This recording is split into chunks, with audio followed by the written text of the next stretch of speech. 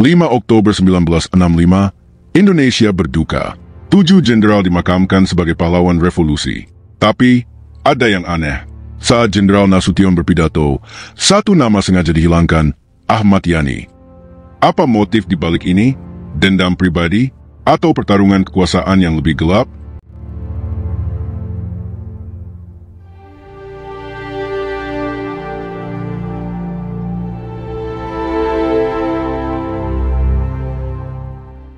Peristiwa Gerakan 30 September 1965 atau G30S telah meninggalkan luka mendalam dalam sejarah Indonesia. 6 jenderal dan 1 perwira tewas dalam peristiwa itu, kemudian dikukuhkan sebagai pahlawan revolusi. Namun, di balik upacara pemakaman mereka, ada satu hal yang mengundang tanda tanya. Mengapa Jenderal A.H. Nasution tidak menyebut nama Jenderal Ahmad Yani dalam pidatonya? Apakah ini hanya kehilafan semata? Atau ada sejarah kelam di balik relasi dua tokoh militer besar ini? Ternyata, ketegangan antara dua jenderal besar ini bukanlah rahasia. Konflik Yani dan Nasution telah memanas sejak awal tahun 1965, bahkan nyaris berujung pada bentrok fisik antara pasukan mereka. Pertentangan antara Jenderal Ahmad Yani dan Jenderal Abdul Haris Nasution bukan hanya sekadar persaingan personal, tetapi mencerminkan konflik ideologis dan strategi kekuasaan di tubuh militer dan negara saat itu. Keduanya menempati posisi sangat strategis, Yani sebagai Menteri Panglima Angkatan Darat atau Menpangat, dan Nasution sebagai Menko Hankam Merangkap Kasab atau Kepala Staf ABRI, menjadikan rivalitas mereka berdampak langsung pada arah kebijakan militer nasional. Ahmad Yani dikenal sebagai jenderal yang sangat setia kepada Presiden Soekarno. Ia mendukung penuh konsep Nasakom yang diusung Bung Karno, termasuk sikap akomodatif terhadap Partai Komunis Indonesia. Dalam berbagai kebijakan militer, Yani berusaha menjaga stabilitas dengan menghindari konfrontasi langsung dengan kekuatan kiri yang saat itu tengah naik daun. Sebaliknya, Nasution adalah simbol dari perwira konservatif, nasionalis religius, dan sangat anti-komunis. Ia dikenal sebagai arsitek konsep jalan tengah militer yang menempatkan TNI sebagai kekuatan penyeimbang dan pengontrol politik nasional. Bagi PKI dan para pendukung Nasakom, Nasution adalah ancaman serius. Ketegangan yang terus memuncak akhirnya meledak pada Januari 1965. Saat itu, Jenderal Yani memerintahkan Mayor Jenderal Suprapto, salah satu deputi terdekatnya, untuk melakukan penangkapan terhadap Jenderal Nasution. Ini bukan sekadar manuver internal. Langkah tersebut, jika berhasil, akan mengubah peta kekuasaan di militer, menghilangkan penghalang utama pengaruh kiri di tubuh TNI, dan memperkuat dominasi kelompok pro-Nasakom. Namun Nasution tidak tinggal diam. Menurut kesaksian Brigjen Abdul Qadir Besar kepada Salim Said dalam Gestapo 65 PKI, Aidit, Soekarno, dan Soeharto, informasi rencana penangkapan itu sampai ke pihak Nasution lebih awal. Kubu Nasution segera bersiaga. Senjata disiapkan. Perlawanan berskala kecil bahkan bentrokan bersenjata bisa saja meledak di jantung Jakarta jika perintah itu benar-benar dijalankan. Situasi semakin genting hingga akhirnya para jenderal senior yang masih berusaha menjaga netralitas dan stabilitas dalam Angkatan Darat turun tangan. Mereka berhasil membujuk kedua kubu untuk menahan diri. Penangkapan batal, namun luka dan kecurigaan antara kedua pihak tak pernah benar-benar pulih setelah itu. Yang menarik, rencana ini bukan hanya memperlihatkan upaya Ahmad Yani untuk menyingkirkan lawan politiknya di dalam militer, tetapi juga mencerminkan bagaimana kekuasaan Presiden Soekarno mulai mengalami fragmentasi. Bahkan di antara orang-orang terdekatnya sekalipun, terjadi perpecahan strategi dalam menghadapi krisis nasional. Ada yang ingin merangkul PKI, dan ada yang justru ingin menghentikan pengaruhnya dengan segala risiko.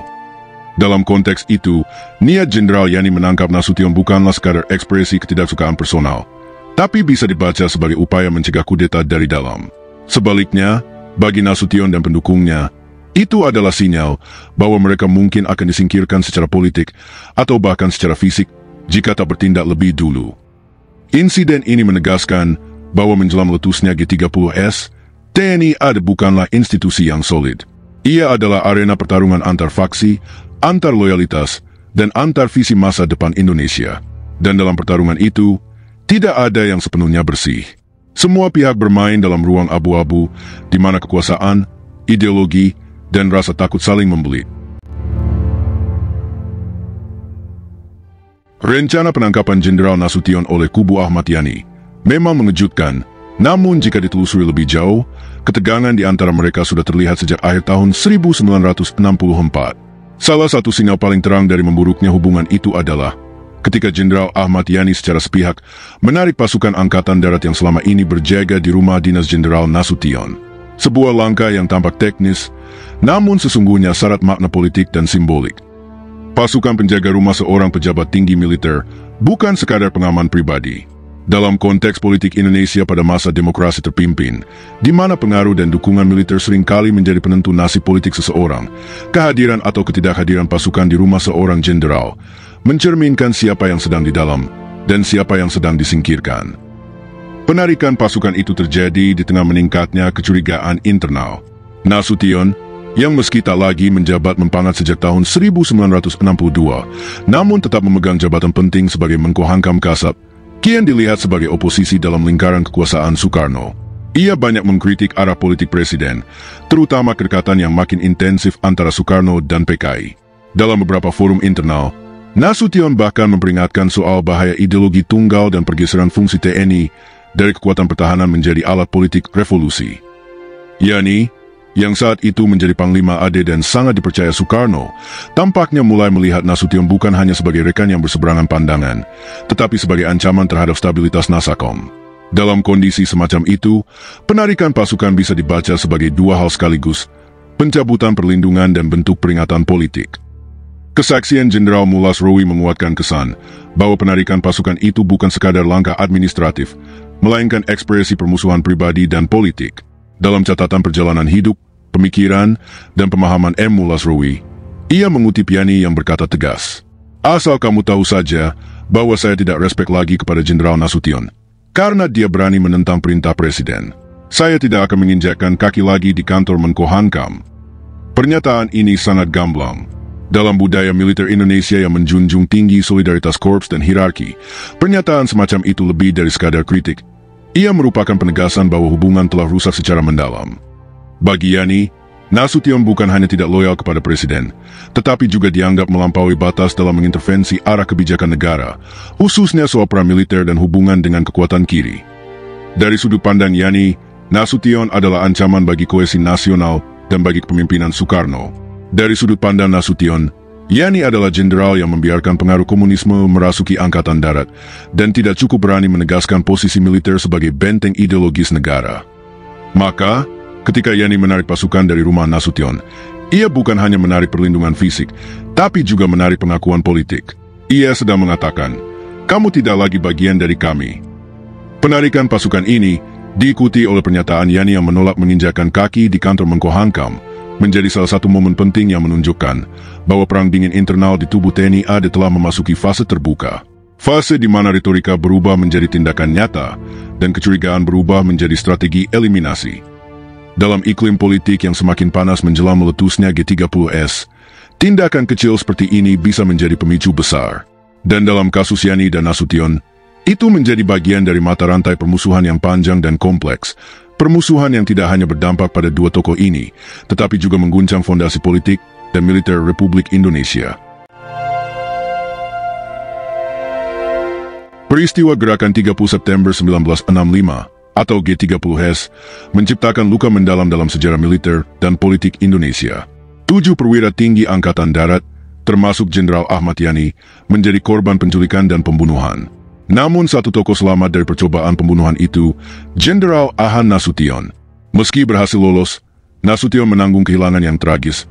Putri kecilnya, Ade Irma Suryani, tertembak dan akhirnya meninggal dunia, serta ajudannya, Letnan Pierre Tandean, turut gugur. Beberapa hari setelah tragedi tersebut, pada tanggal 5 Oktober 1965, yang juga bertepatan dengan Hari Angkatan Bersenjata Republik Indonesia, diselenggarakan upacara pemakaman kenegaraan di Taman Makam Pahlawan Kalibata. Para jenderal yang terbunuh dalam G30S dikukuhkan sebagai pahlawan revolusi. Dalam upacara militer penuh hikmat dan simbolik itu, Jenderal Nasution, sebagai pejabat militer tertinggi yang masih hidup dan sekaligus simbol keteguhan Angkatan Darat, ditunjuk untuk menyampaikan pidato penghormatan. Namun, pidato Nasution justru memunculkan tanda tanya besar.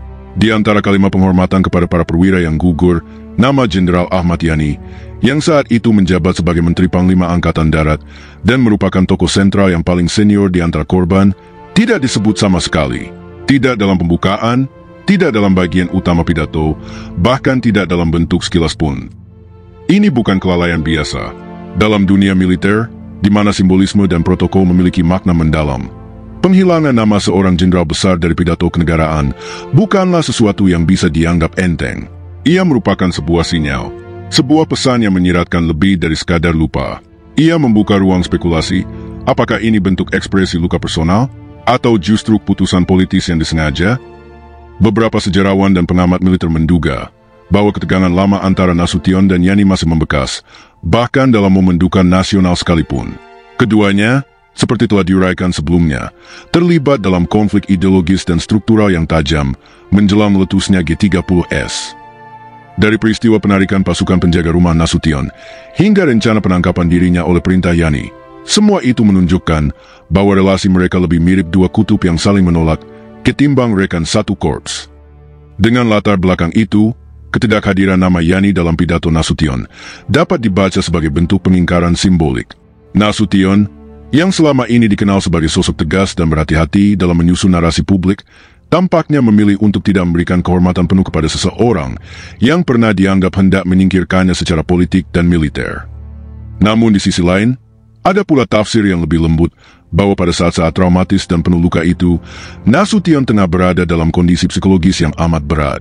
Ia baru kehilangan anak dan ajudan tercinta, menghadapi tekanan politik yang belum reda, dan harus berdiri di hadapan bangsa menyampaikan pidato di tengah berkecamuknya emosi.